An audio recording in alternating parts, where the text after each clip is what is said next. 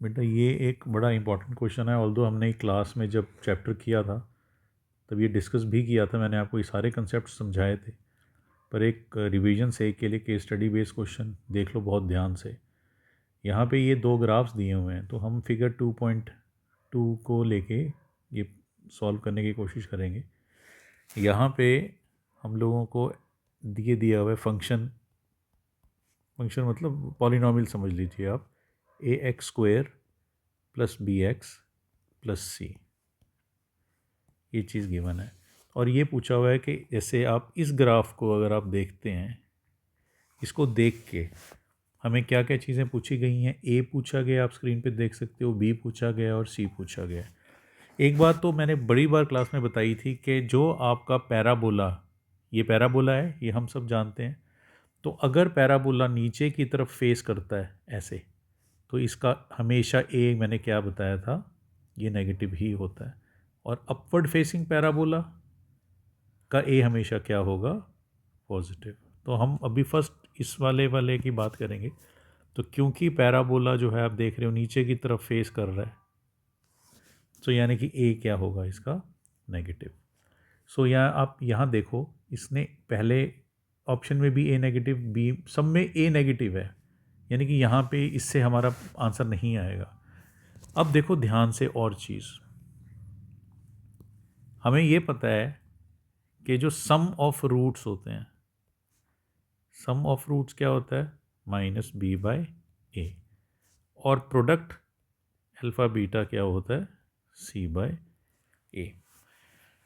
अब alpha plus beta, आपको मैंने रूट्स बताया था क्लास में। रूट्स क्या होते हैं कि जहाँ पे जो ग्राफ है वो एक्स एक्सिस को कट करता है, यानी कि आप यहाँ पे देख सकते हो ये पॉइंट नंबर 1 और ये वाला पॉइंट नंबर 2, और ये भी दिख रहा है कि ओरिजिन से पॉइंट नंबर 2 ज़्यादा नेगेटिव साइड पे है। मतलब तो एज्यूमिंग मैं बोलता हूँ कि ये रूट की वैल्यू -3 है, और ये जो पॉइंट नंबर 1 है 0 से जस्ट थोड़ा सा ही आ गया, तो मैं इसको एग्जाम्पल के लिए ले लेता हूँ। यहाँ पे रूट की वैल्यू 0.5 है।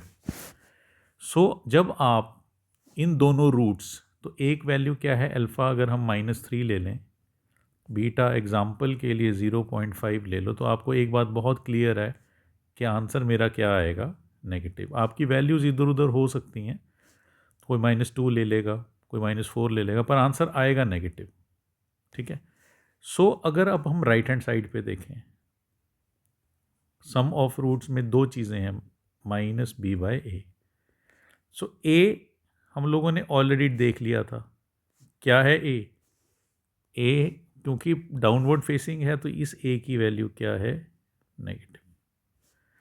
एक नेगेटिव यहाँ पे ऑलरेडी है, नीचे भी नेगेटिव है, सो नेगेटिव नेगेटिव कैंसिल। सो मेरी राइट हैंड साइड क्या बच गया, सिंपल b। और लेफ्ट हैंड साइड मेरा ऑलरेडी हम देख चुके हैं क्या वैल्यू है, नेगेटिव। तो ऑब्वियस बात है यहाँ पे अगर नेगेटिव है तो मेरा b को भी क्या होना पड़ेगा, नेगेटिव, यानी कि b भी <0 है। a हम लोग ऑलरेडी देख चुके थे, <0 था। सो यहाँ से अगर हमें ऑप्शन देखना हो तो यानी कि b <0 यहाँ आ गया, b <0, यानी कि अब a और b में से ही ऑप्शन हो सकते हैं। आगे देख लेते हैं प्रोडक्ट ऑफ रूट्स, तो अल्फ़ा और बीटा का प्रोडक्ट।